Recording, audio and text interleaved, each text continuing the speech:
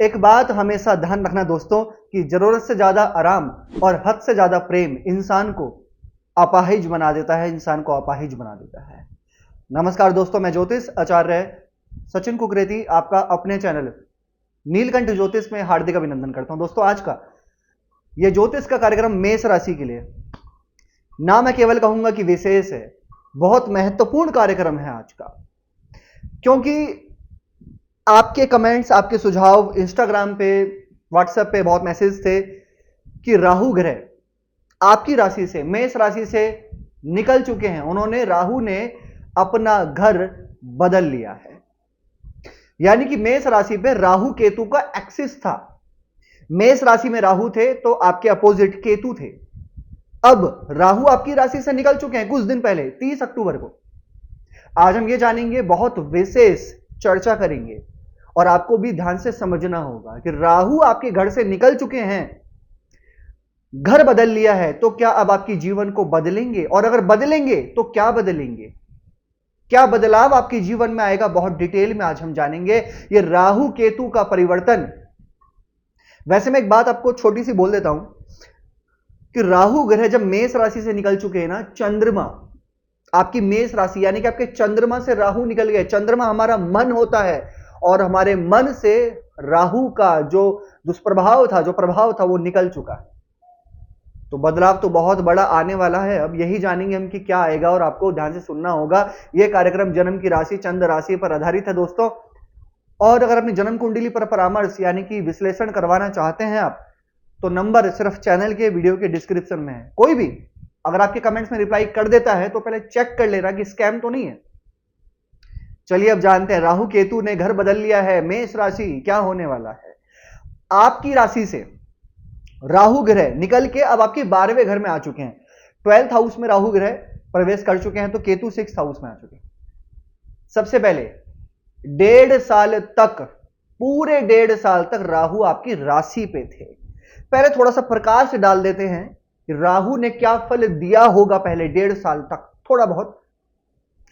चंद्रमा के ऊपर राहु ग्रह, कहते हैं ना, राहु ग्रह खुद कहते हैं जब चंद्रमा के ऊपर मैं आऊंगा ना तो बहुत सारी कंफ्यूजन्स क्रिएट करूंगा, क्योंकि चंद्रमा मन को रिप्रेजेंट करते हैं ना, और राहु छाया ग्रह हैं, तो मन को मैं हर लूंगा, मन को मैं पूरी तरीके से कंफ्यूज करूंगा। अब मन कंफ्यूज होगा तो प्रॉब्लम कहां पे आएगी? रिश्ते नातों पे, रिलेशन में, मैरिड लाइफ में, परिवार में, क्योंकि सही को गलत समझता है इंसान जब चंद्रमा में राहु होता है तो। यानी कि बड़ा संकालु प्रवृत्ति का हो जाता है, करना होता है कुछ और कर ही लेता है कुछ और फिर वहां पे जाके उसको क्या होता है, नुकसान भी होता है और पछतावा भी होता है कि मैंने क्या कर लिया। ठीक है, ये आपको राहु देव दे रहे थे चंद्रमा पे बैठ के मेष राशि में, और प्रॉब्लम कर रहे थे बहुत ज्यादा, शकी दिमाग बना रहे थे, ओवर थिंकिंग ज्यादा करवा रहे थे, सही डिसीजन बिल्कुल नहीं ले पा रहे थे आप, और अगर ले रहे थे तो काफी समय लगाने के बाद, और वहां पर भी असंतुष्टि राहुदेव डाल रहे थे, क्योंकि ना केवल राहु राशि में थे, केतु का भी प्रभाव था आपके 7th हाउस में। 7th हाउस मैरिज का, पार्टनरशिप का, यानी कि पार्टनरशिप में भी यहां पर थोड़ा सा जो है प्रॉब्लम क्रिएट करी है केतु ने, और 7th हाउस में बैठ के मैरिड लाइफ में भी अनसेटिस्फैक्शन का फैक्टर बीच में लेकर आए हैं केतु 7th हाउस में होने से। लेकिन अब राहु केतु दोनों निकल चुके हैं, राहु 12वें घर में आ चुके हैं। अब क्या होने वाला है, अब हम ये जानते हैं। राहु के 12वें घर में आने से ना दोस्तों, सबसे पहले तो 12वां घर होता है विदेश का, और राहु भी कहीं ना कहीं इसके कारक ग्रह माने जाते हैं।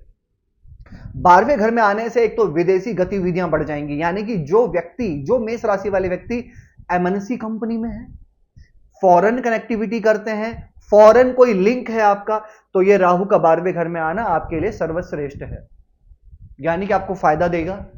और नहीं तो ये मान के चलो कि आपको लॉन्ग ट्रैवल होने की संभावना बहुत अच्छी है। विदेशी गतिविधियां होंगी तो विदेशी यात्राएं भी हो सकती है ये राहु के 12वें घर में आने से। अगर विदेशी यात्रा नहीं हुई तो लॉन्ग ट्रैवल आपका जरूर होगा इन 1.5 साल में, क्योंकि 1.5 साल अब आपके राहु 12वें घर में ही रहेंगे। इसके साथ साथ अगर आप कोई अदर लैंग्वेज सीखना चाहते हैं, हिंदी के अलावा, इंग्लिश के अलावा कोई अदर लैंग्वेज सीखना चाहते हैं, उसको अपना प्रोफेशन बनाना चाहते हैं, तो राहुदेव आपको यहां पर भी बेनिफिट देंगे। एमएनसी कंपनी में ज्वाइन होना चाहते हैं, यानी कि आप एमएनसी कंपनी में जाना चाहते हैं एज ए करियर, तो ये भी आपके लिए अच्छा रहेगा राहु का 12वें घर में। और अगर ऑलरेडी आप एमएनसी कंपनी में हैं तो वहां पर आपको प्रॉफिट हो सकता है, प्रमोशन मिल सकता है, सीट चेंज हो सकती है, डेजिग्नेशन चेंज हो सकती है राहु के 12वें घर में आने से। और जब भी पापी ग्रह 6, 8, 12वें घर में ट्रांजिट करते हैं तो ये मान के चलो कि एक्सपेंसेस, 12वें घर में पापी ग्रह एक्सपेंसेस को कंट्रोल करते हैं और शुभ ग्रह एक्सपेंसेस बढ़ाते हैं। यानी कि कोई भी शुभ ग्रह अगर 12वें घर में होगा कुंडली में भी तो वो खर्चे बढ़ाएगा, लेकिन पापी ग्रह होगा तो वो थोड़ा कंजूस बनाएगा। यहां पर राहु ग्रह अब आपको थोड़ा खर्चे पे कंट्रोल लेकर आएंगे, तो ये चीज भी दिख रही है मेष राशि के जीवन में। और काफी समय से इंतजार कर रहे थे कब निकलेंगे राहु देव, कब निकलेंगे, क्योंकि ये बहुत बड़ा परिवर्तन होता है दोस्तों, बहुत बड़ा, राहु केतु का, शनि का, गुरु का, क्योंकि बहुत लंबे समय तक एक राशि में रहते हैं ये, ठीक है। और दोस्तों इसके साथ साथ एक बात कहना चाहता हूं मैं मेष राशि को, जो व्यक्ति कोई भी स्थान परिवर्तन करना की सोच रहे थे, चाहते थे कि मैं स्थान परिवर्तन करूं, मेरा ट्रांसफर हो जाए, तो ये राहु कहीं ना कहीं सहायता करेंगे ट्रांसफर होने में। लेकिन एक चीज यहां पर नेगेटिव हो सकती है राहु के 12वें घर में आने से, कि जब राहु 12वें घर में आते हैं ना तो थोड़ा बहुत आपको यह ध्यान रखना है कि कोई आपको डिफेम ना करे, यानी कि कोई षड्यंत्र ना करे, क्योंकि राहु देव जब 12वें घर में आते हैं, चंद्रमा से 12वें घर में राहु का गोचर, ये थोड़ा सा नाम खराब करने की कोशिश कोई आपकी ना करे, इसका ध्यान रखना। बस कोई नाम खराब करने की कोशिश ना करे, कोई आपको पॉलिटिक्स करने की कोशिश ना करे, कोई आपको नीचा गिराने की कोशिश ना करे, इसका विशेष ध्यान रखना। और किसी पे भी ब्लाइंड ट्रस्ट मत करना, एकदम से ट्रस्ट मत करना किसी पर भी। अगर आप स्त्री हैं तो पुरुष पे, पुरुष हैं तो स्त्री पे, जल्दी से ट्रस्ट मत करना आप, नहीं तो थोड़ा सा यहां पर प्रॉब्लम हो जाएगी।